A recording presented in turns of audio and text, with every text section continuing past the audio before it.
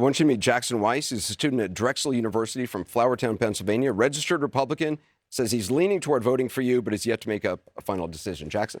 Thank you, Anderson. Hey, Jackson. Thank you for taking the time to be here, too, Vice President You too. Harris. Thank you. Regarding the rapid increase in the migrant population, how will you ensure that every immigrant is integrated into American society safely? What benefits and subsidies will you provide them with, and how long will these benefits and subsidies last for an individual? Most importantly, will the American citizens' taxes pay for these benefits and subsidies? And if so, how much money will be allocated? That was a great question, but let me also stereotype him really quickly. Listen, man, even though Anderson Cooper said that this guy was a registered Republican, he also said that this guy was leaning towards heavily voting for Kamala Harris. I call bullshit. 100%. Listen, I know the same way that we know what's happening in the hood, or, we can identify, we use our context clues. He ain't never considered voted for Kamala Harris. That dude is a plant from the Republican Party, or maybe on his own will, or whatever it is. But that boy ain't never thought about voting for Kamala Harris a day in his life. That is a certified 100% will be for the rest of his life Trump supporter, and so am I. Well, thank you, Jackson. Let's start with this. America's immigration system is broken and it needs to be fixed. And it's been broken for a long time. And part of what we need to do is always prioritize what we need to do to strengthen our border. I will tell you, I'm the only person in this race among the two choices that voters have. That has prosecuted transnational gangs. Listen, everything that she said up to this point, we've heard 1,000 times.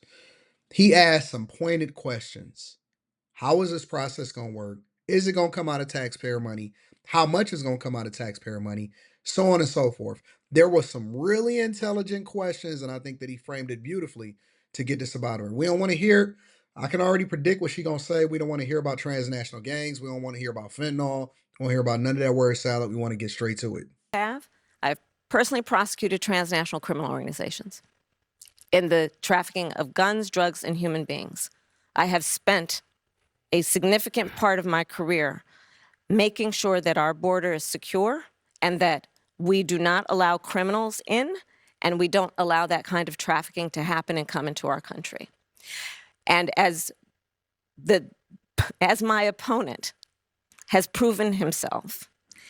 Why is she talking about Trump, and why is she stumbling over her words? Oh man, I can't believe that y'all would consider having this woman in the White House as the president of the United States of America. He would have trafficking to happen and come into our country. And as my opponent has proven himself, he would prefer to run on the problem instead of fix the problem. You may know there were some of the most conservative members of the United States Congress working with others that came up with a border security bill that would have put 1,500 more border agents at the border. What happened in 2001 and 2022? What are we going to do about it? How are we going to pay for it? How much is going to come out of taxpayer dollars? How long is this process going to last? We want details. That was a beautiful question, and whether she answered it or not, it exposes exactly who she is. And nobody, not Ricky Smiley, not Jamal Bryant, not Charlemagne the God, can fix this and save her from what is about to happen on November 5th. Those border agents are overwhelmed. They need the support. They need the backup. It would have allowed us to have more resources to stem the flow of fentanyl. I don't need to tell this state and people around the country what is happening in terms of the scourge of fentanyl and how it is literally killing Americans. It would have put resources into stemming the flow. It would have given more resources to prosecute, to investigate and prosecute transnational criminal organizations. It would have done a lot of good. Donald Trump got wind of the bill and told them, don't put it forward. He killed the bill because he'd prefer to run on a problem instead of fixing a problem.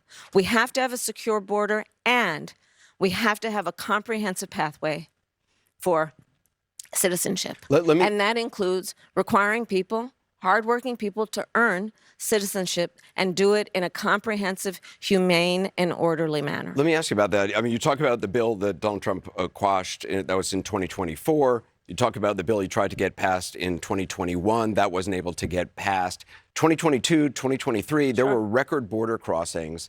Your administration took hundreds of executive actions. It didn't stem the flow. Numbers kept going up. Finally, in 2024, just in June, 3 weeks before the first presidential debate with Joe Biden, you institute executive actions that had a dramatic impact, really shut down people crossing over. Why didn't your administration do that in 2022, 2023? First of all, you're exactly right, Anderson. And as of today, we have cut the flow of immigration by I'm surprised that Anderson Cooper actually pressed her over half. because she didn't answer that boy's question, not even a little bit. In fact, the numbers I saw most recently, illegal immigration But if is it was low. that But hold easy on, let with me that finish. executive action, why not do it in 2022, 2023? Because we were working with Congress and hoping that actually we could have a long-term fix to the problem instead of a short-term fix. You couldn't have done one and both at the same time? Well, here's the thing. We have to understand that ultimately this problem is going to be fixed through congressional action. Congress has the authority and the purse. I'd hate to use DC terms, but literally they write the checks. Part of the issue is in order to really fix the problem at the border. I was just at the border recently talking with border agents. You know what they talk about? Yes, they are overwhelmed. They're working around the clock. And the other thing that they talk to me about, we need more judges down there to deal with asylum claims. You know what also they said? They said that they endorsed Donald Trump for president. That's a fact. They said that they endorsed Donald Trump for president, and they also said that you haven't been visiting the border since you've been in office over the last 3.5 years. Listen, man, y'all can let the word salad all day long, but I'm telling you that it is going to be a wave of red that is going to flow over this country because people know what's really happening and they are not stupid. You don't have enough people to be able to vote based off of identity politics to save her from herself. We need more personnel down there to deal with processing. But Anderson, and that's where Congress kicks in terms of dedicating the resources to actually fixing the problem. We have dealt with it such that, to your point, we now, as of today, as of our visit, have lower undocumented immigrants and illegal immigration than Trump when he left office. That's cap.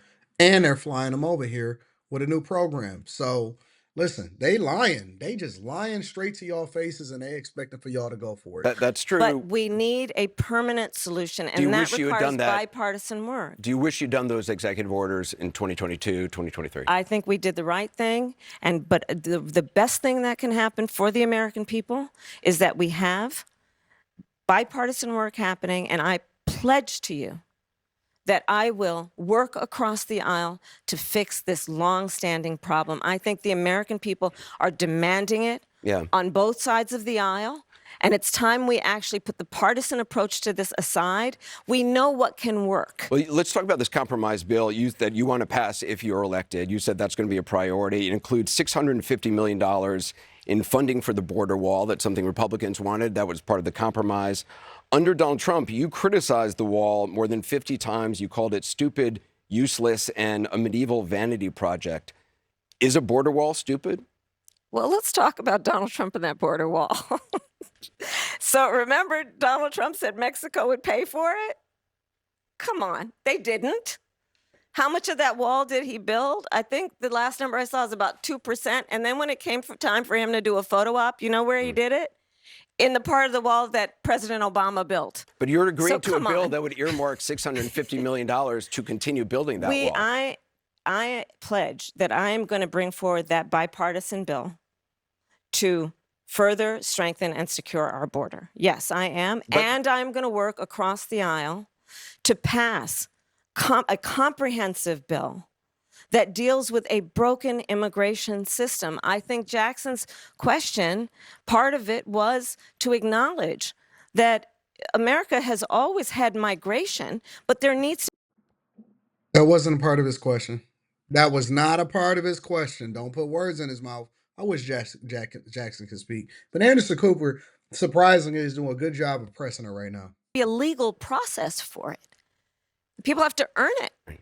And that's the point that I think is the most important point that can be made, which is we need a president who is grounded in common sense and practical outcomes. Like, let's just fix this thing. Let's just fix it. Why is there any ideological perspective on this? Let's just fix the problem. To fix the problem, you're doing this compromise bill. It does call for $650 million that was earmarked under Trump to actually still go to build the wall. I am not afraid of good ideas where they occur. So you don't think it's stupid anymore? I think what he did and how he did it did not make much sense because he actually didn't do much of anything. I just talked about that wall. Y'all ready? Y'all ready? What you think about this? What do you think about what this woman just said and what they saying? Make sure y'all tap into the Patreon link is in the description. Make sure y'all tap in to After Hours tonight. We're going to discuss it. And make sure you get your tickets to come and kick it with me in person. And that link will all be down in the description, as well as your ability to get a discount code and sign off for that. I love you. I appreciate you. I can't wait to see what y'all say inside of the comments.